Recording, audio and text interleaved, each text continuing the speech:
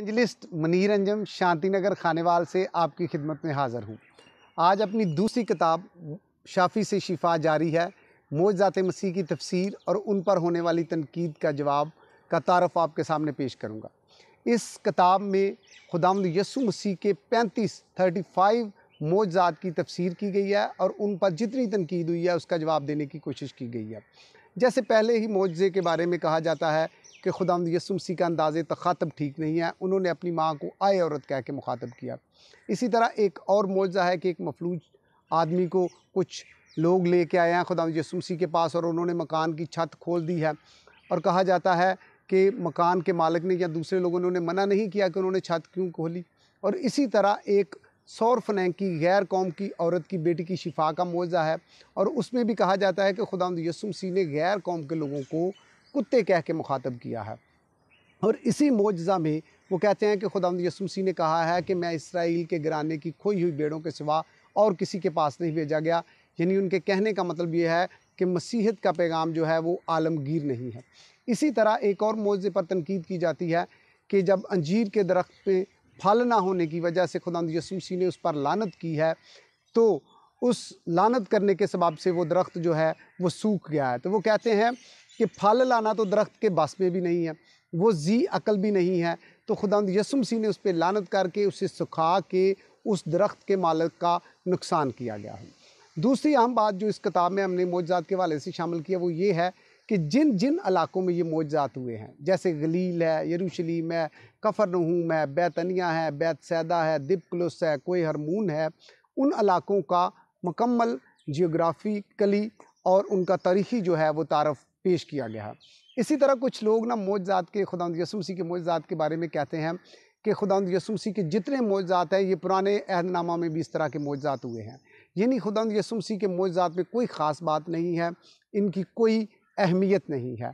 तो इस बात को भी हमने इस किताब में एड्रेस किया है और बताया है कि देखिए पुराना अहदनामा क्या दुनिया की तारीख़ में ऐसे मौजज़ात कभी नहीं हुए जैसे खुदावंद यीशु मसीह ने किए हैं।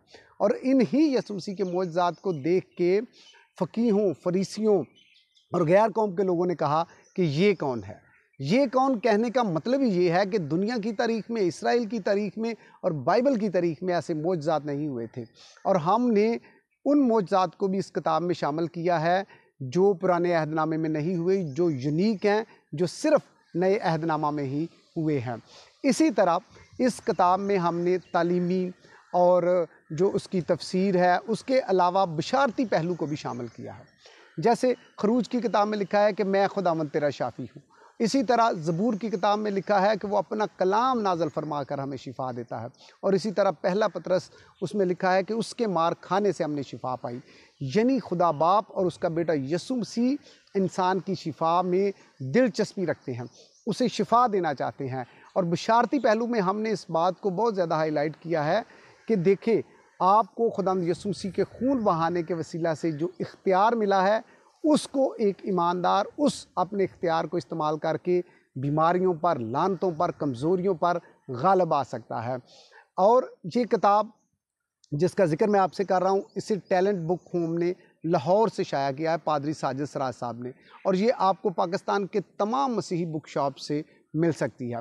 पिछली वीडियो में भी मैंने ज़िक्र किया था कि पहली किताब बाइबल मुक़द्दस पर 111 एतराज़ात के जवाबात और दूसरी किताब शाफ़ी से शिफा जारी है, मौजज़ात मसीह की तफसीर और उन पर होने वाली तनकीद का जवाब।